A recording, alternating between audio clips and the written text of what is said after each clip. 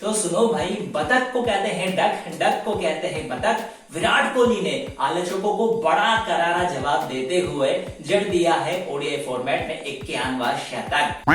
तो भाई ये शायरी आपको अच्छी लगी हो या बुरी, लेकिन भारत के लिए ये दिन रहा धमाकेदार, क्योंकि भारत के लिए एक नहीं दो बड़ी खुशी आई है। भारत ने अपने आर्च राइवल पाकिस्तान को तो हरा ही दिया है, साथ में विराट कोहली ने टोटल 82वां शतक जड़ दिया है। तो ये दिन बढ़िया रहा भारत के लिए, लेकिन हेडलाइन तो यही रहेगा कि विराट कोहली का 51वां ओडीआई शतक आ चुका है।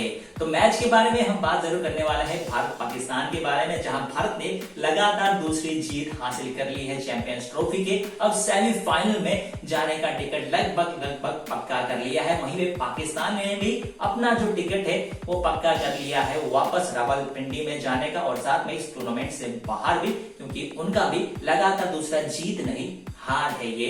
तो इस हिसाब से पाकिस्तान को हम करेंगे बाय बाय, लेकिन भारत अब यहां से सेमीफाइनल में जाता हुआ दिख रहा है। तो भाई चैंपियंस ट्रॉफी के इस बड़े मैच के बारे में हम बात करने वाले हैं, तो बने रहेगा मेरे गैंग्स के साथ, कानून गैंग्स में। तो भारत और पाकिस्तान के बीच में एक और बड़ा मैच खेला गया था दुबई में, और भारत का ये दूसरा मैच, पाकिस्तान का ये दूसरा मैच। पाकिस्तान के लिए ये मस्ट विन मैच था। वहीं पे भारत अगर ये मैच हार जाता, भले ही बाहर नहीं होता, लेकिन पाकिस्तान में भी देखा जाए तो बाहर नहीं हुई है, लेकिन फिर भी उनका आगे जाना मुश्किल है, लगभग नामुमकिन है। लेकिन मैं बात कर रहा था, भारत अगर ये मैच हार भी जाता तो बाहर नहीं होता, लेकिन कहीं ना कहीं थोड़ा मुश्किल हो सकता था, क्योंकि आखिरी मैच ब्लैक कैप्स के खिलाफ, न्यूजीलैंड के खिलाफ खेला जाएगा। इसीलिए मैच की अगर हम बात करते हैं तो टॉस जीतकर पहले बल्लेबाजी करने का फैसला किया था पाकिस्तान ने। भले ही बांग्लादेश ने ज्यादा रन बनाया हो, उन्होंने 241 रन, लेकिन बांग्लादेश की तरह भी वो डिफेंड करते हुए इस मैच में बिल्कुल नहीं कर पाई गेंदबाजी, और केवल 43वें ओवर में ही मैच को गवा दिया, और भारत ने 244 रन बना दिया। 4 विकेटों के नुकसान में 6 विकेटों से इस मैच को जीत लिया, और विराट कोहली ने एग्जैक्ट 100 रन बना दिया। तो अगर हम भारत की डोमिनेंस के बारे में बात करें इस मैच में, तो पहले गेंदबाजी में देखिए, क्योंकि गेंदबाजी में केवल वो जो 49वां ओवर था मोहम्मद शमी की तरफ से, केवल वो ही जो ओवर है वो पाकिस्तान के नाम रहा, जहां पे 2 छक्के भी देखने को मिले पाकिस्तान के लिए। लेकिन उसके अलावा तो पूरी तरह जो सिकंजा था गेंदबाजी में भी भारत ने ही कसा था, और बल्लेबाजी तो मैं तो एक तरफा ही कर दिया मैच को। और अगर गेंदबाजी की शुरुआत की बात करते हैं तो हार्दिक पांड्या ने भाई काफी बेहतरीन गेंदबाजी कराई इस बार। सबसे पहले जो विकेट का खाता है भारत के लिए हार्दिक पांड्या ने ही खोला, बाबर आजम को आउट करते हुए। और पाकिस्तान के लिए जो सबसे बेहतरीन बल्लेबाजी कर रहे थे शाहिद शकील, जिन्होंने 67 रन भी बनाए पाकिस्तान के लिए, उनका विकेट भी हार्दिक पांड्या ने ले लिया। वहीं पे कुलदीप यादव तो भाई डेथ ओवर्स में गेंदबाजी कराते हुए दिख रहे थे, और बेहतरीन गेंदबाजी कराई। सबसे ज्यादा उनके नाम रहा 3 विकेट, और अक्षर पटेल, हर्षित राणा है, रविंद्र जडेजा है, उन्होंने भी अच्छी गेंदबाजी कराई। मोहम्मद शमी की तरफ से भी अच्छी गेंदबाजी हुई थी, लेकिन जो अपना डेथ ओवर्स है उसमें थोड़ा सा वो पिटते हुए दिखे। वहीं पे बल्लेबाजी में शुभमन गिल एक बार फिर से बेहतरीन बल्लेबाजी करते हुए 5वां जो लगातार अर्धशतक हो सकता था उनका, केवल 4 रन से वहां चूक गए। लेकिन बेहतरीन वो गेंद था अबरार की तरफ से, जो खेलते हुए लेग की तरफ गेंद आ रहा था, और वो डिफेंड करने जा रहे थे, लेकिन वहां से घूमती हुई ऑफ स्टंप के लिए बिखेर दी। वहीं पे जो रोहित शर्मा है थोड़े से क्रैम्प से जूझते हुए दिख रहे थे, हैमस्ट्रिंग से जूझते हुए दिख रहे थे जब वो कप्तानी कर रहे थे, फील्डिंग सेट कर रहे थे, लेकिन बल्लेबाजी के लिए आया और बल्लेबाजी में भी अच्छा ही करते हुए दिख रहे थे। लेकिन एक बार फिर से शहनशाह अफरीदी ने बेहतरीन यॉर्कर के साथ उन्हें आउट किया। विराट कोहली का तो एग्जैक्ट 100 रन बन गया 111 गेंदों में, और वहीं पे चौथे नंबर में जो लगातार अब खेलते हुए अच्छा दिख रहे हैं कंसिस्टेंसी के साथ, श्रेयस अय्यर, उन्होंने भी अपनी कंसिस्टेंसी बना के रखी और एक और अर्धशतक अपने नाम कर लिया। तो भाई पूरी तरह से भारत का डोमिनेंस रहा है, केवल 73वें ओवर में मैच को खत्म कर दिया। और विराट कोहली के अब अगर सेंचुरी के बारे में हम बात करते हैं, तो भाई ये सेंचुरी होगा कि नहीं यही लग रहा था सबसे पहली बात तो ये, क्योंकि जब कुछ 20 रन चाहिए थे, 20 में कुछ 13 रन के आसपास चाहिए था वहां पे विराट कोहली को, और 12 रन जब चाहिए था भारत को जीत के लिए, तो विराट कोहली को चाहिए था 12 रन, यानी कि 12 पे 12 रन पूरा चाहिए था विराट कोहली को।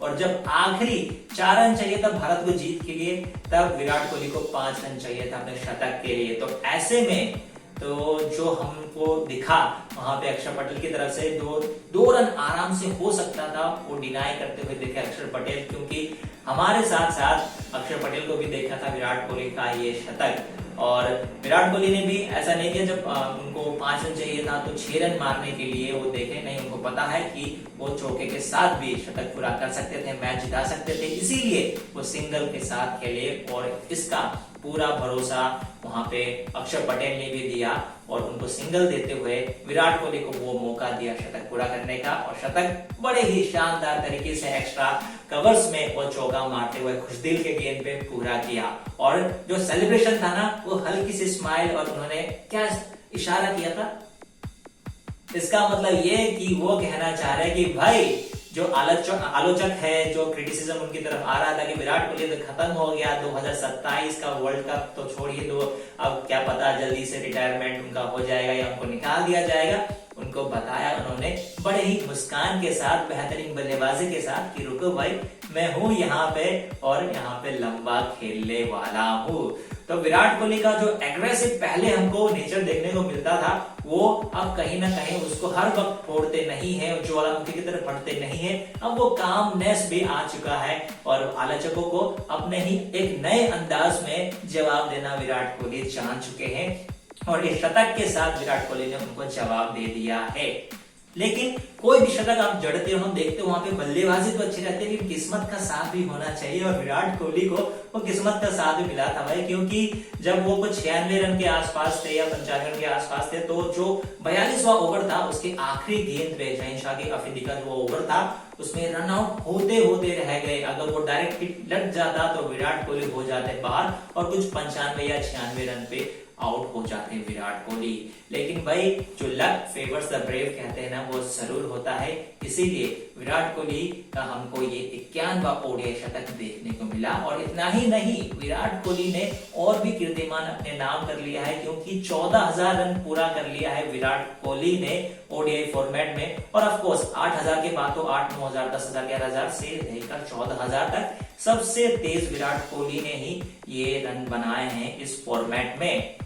तो विराट कोहली ने 14,000 रन पूरा करने के लिए केवल 287 इनिंग्स लिए हैं, जबकि उन्होंने रिकॉर्ड तोड़ा है अपने ही गुरु सचिन तेंदुलकर का, जिन्होंने 350 इनिंग्स में ये कीर्तिमान अपने नाम किया था। और 14,000 से ज्यादा रन बनाने वाले ओडीआई फॉर्मेट में केवल 2 ही बल्लेबाज है, सचिन और कुमार संगकारा। तो कुमार संगकारा भी केवल अब 200-250 रन ही आगे है विराट कोहली से। तो क्या पता हमको इसी टूर्नामेंट में, जहां भारत अगर फाइनल तक पहुंचता है तो कम से कम 3 मैच जरूर खेलेगा। तो ऐसे में विराट कोहली इसी टूर्नामेंट में ये कीर्तिमान भी बिल्कुल हासिल कर सकते हैं और कुमार संगकारा को पीछे कर सकते हैं। लेकिन अभी नहीं तो बाद में जरूर हमको जल्द ही ये अब जो रिकॉर्ड है या दूसरे नंबर में कुमार संगकारा को पीछे करते हुए हासिल कर सकते हैं विराट कोहली। तो ये दिन जो है पूरी तरह से भारत के नाम रहा, विराट कोहली के नाम रहा, भारत के जो सपोर्टर्स है, फैंस है, उनके लिए ये रहा। मैं जब ये मैच चल रहा था थोड़ा बाहर था, गया था मूवी देखने, छावा देखने की, जो कि बेहतरीन मूवी है। आखिरी जो आधे घंटा है वो तो और भी बेहतरीन है।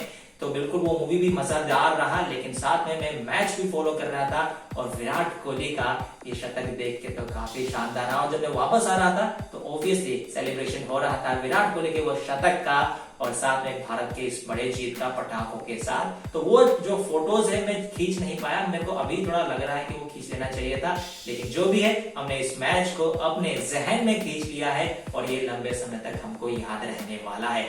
और साथ में दोस्तों, अगर आपको ज्यादा कुछ याद नहीं रखना है, क्या रहता है, ये कौन से बनते हैं माइलस्टोन्स, क्या रहता है क्रिकेट का, तो उसके लिए जो हेडेक है वो मैं लूंगा।